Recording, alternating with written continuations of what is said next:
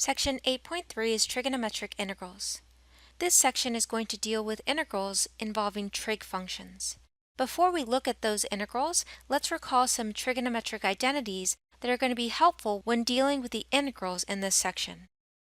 Recall the Pythagorean identities. We know that sine squared theta plus cosine squared theta equals 1. If we were to solve for sine squared theta, we'd end up with sine squared theta is equal to 1 minus cosine squared theta. If we take that equation and solve it for cosine squared instead, we know that cosine squared theta would equal 1 minus sine squared theta. Another Pythagorean identity we know is that tangent squared theta plus 1 is equal to secant squared theta, or solving for tangent, we'd have tangent squared theta is equal to secant squared theta minus 1. We know that cotangent squared theta plus 1 is equal to cosecant squared theta, or solving for cotangent, cotangent squared theta is equal to cosecant squared theta minus 1. So we need to know mainly these four Pythagorean identities. Next, double angle identities. The sine of 2 theta is equal to 2 sine theta cosine theta. We'll use this identity here in section 8.4. Cosine's double angle. The cosine of 2 theta is equal to cosine squared theta minus sine squared theta, or 2 cosine squared theta minus 1, or 1 minus 2 sine squared theta. Now we won't be using cosine's double angle in this format. What we're going to do is use these two as power reduction formulas. So if we were to look at this guy and solve it for sine squared, we'd end up with sine squared theta is equal to 1 minus the cosine of 2 theta over 2. And if we were to take this guy right here and solve it for cosine squared, we'd get cosine squared theta is equal to 1 plus cosine of 2 theta all over 2. So we need to know the four that I started there, these two, and then this one in section 8.4. Like I said when we started this section deals with trigonometric integrals. So we're going to start by looking at integrals that are involving powers of the sine and the cosine. Then we're going to look at integrals that are looking at powers of the tangent and the secant. The same can be applied to powers of the cotangent and cosecant.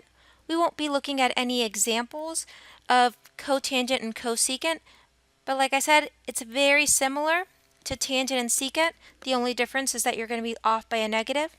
And at the very end, we're going to look at integrals that are involving sine and cosine products. So when we're multiplying sine and cosine, but specifically when the argument of the sine function and the cosine function are not the same.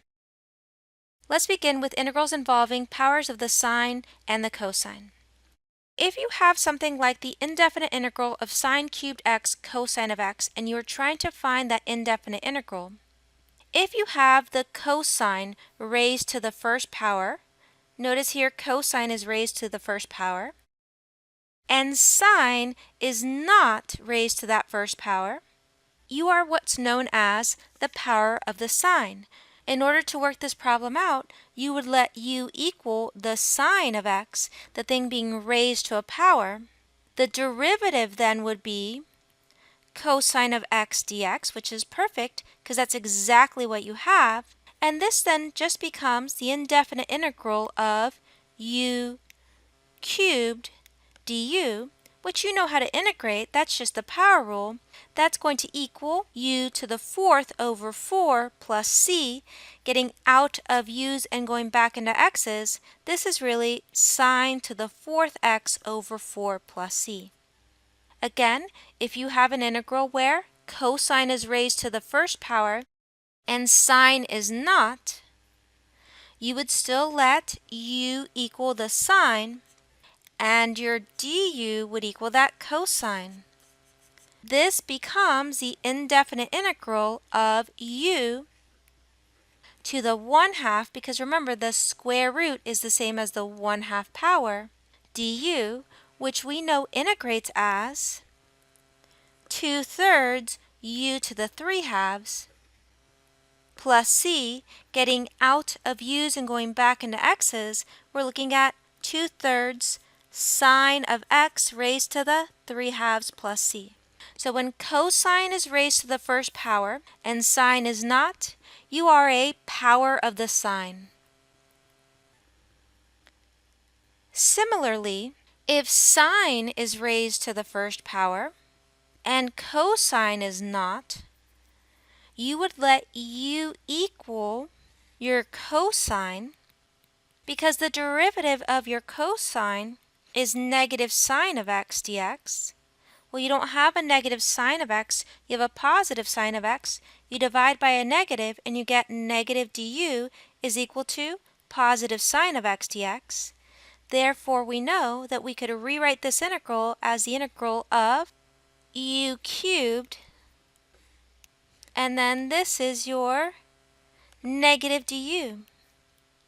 Well, now using the power rule, we obtain negative u raised to the 4th power over 4 plus c, getting out of u's and going back into x's, negative cosine to the 4th of x all over 4 plus c. Here again, if sine is raised to the first power and cosine is not, you let your u equal cosine. Then your du, same as before, would be negative sine of x dx. We divide by the negative, and negative du would equal sine of x dx. Therefore, this becomes the indefinite integral of u raised to the 1/2 and then negative du, which we integrate as negative 2/3 u raised to the 3/2 plus c, getting out of u's and going back into x's, negative 2/3 cosine of x raised to the 3/2 plus c. So if sine is raised to the first power and cosine is not, you're a power of the cosine. Anytime cosine is raised to the first power and sine is not, you're a power of the sine. U would equal sine, du would then be your cosine. Anytime sine is raised to the first power and cosine is not, you're a power of the cosine. So sine raised to the first power, cosine not, sine raised to the first power, cosine not, you're a power of the cosine. Your u would equal cosine. Well, what happens if neither sine nor cosine is raised to the first power? What do you do there? Well, it depends upon the given. If you have sine and sine is a positive odd power and the power of cosine doesn't equal 1, so if you look at example 5, notice that sine is a positive odd power and the power of cosine does not equal 1, what you do there is you save one sine factor for your du. So you're going to save one sine factor for your du, and then you need to convert or change the remaining sine terms into cosine using Pythagorean identity. You become a power of the cosine. What we are saying is that if you have an odd power for sine, you're going to rewrite it saving one of those sine factors. So instead of sine to the 5th of 2x, we can write sine to the 4th of 2x. I'm going to keep my cosine squared of 2x next, and then write that sine of 2x dx, because I'm saving one of the sines. And hopefully we agree that sine to the 4th times sine is that sine to the 5th that I had. So you save one sine factor, and then you have to make everything else into cosine using Pythagorean identity. Well, remember, we know that sine squared theta is equal to 1 minus the cosine squared theta. So I need this guy here to be a sine squared. It's currently a sine to the 4th, But what we can do is we could rewrite that as sine squared of 2x quantity squared, because sine squared squared is sine to the fourth. Now that I have a sine squared, I rewrite sine squared with the Pythagorean identity. I write 1 minus cosine squared. In this case, 1 minus cosine squared of 2x. That still gets squared, and then copy the rest down. So if sine is an odd positive power, you save a sign for your du, and you change the rest of the signs into cosines. Once you've done that, now you let your u equal cosine, because you're a power of the cosine. If u is equal to just the cosine, well, in this case cosine of 2x, because your cosine is cosine of 2x here, then your derivative du would equal, well, the derivative of the cosine of 2x is negative 2 sine of 2x dx. Well, I don't have a negative 2 sine of 2x, so I divide by negative 2, and negative 1/2 du is equal to the sine of 2x dx. Let's move over to the right-hand side because we ran out of space. If we rewrite this guy right here, we have the indefinite integral of 1 minus, instead of writing cosine squared of 2x, I'm going to write u squared. That still gets squared. Instead of writing cosine squared of 2x, I'm going to write another u squared. And then instead of writing my sine of 2x dx, I'm going to write that negative 1/2 du. Now I'm something that I can integrate after I distribute. So I know that before I integrate this, I'm going to have to square 1 minus u squared, and then I'm going to have to multiply it by this other u squared. So let's start by squaring 1 minus u squared. If I take 1 minus u squared and I square it, I get 1 minus 2u squared plus u to the fourth. That still gets multiplied by u squared, and we still have du. If I distribute in this u squared now to all three of those terms, I have u squared minus 2u to the fourth plus u to the sixth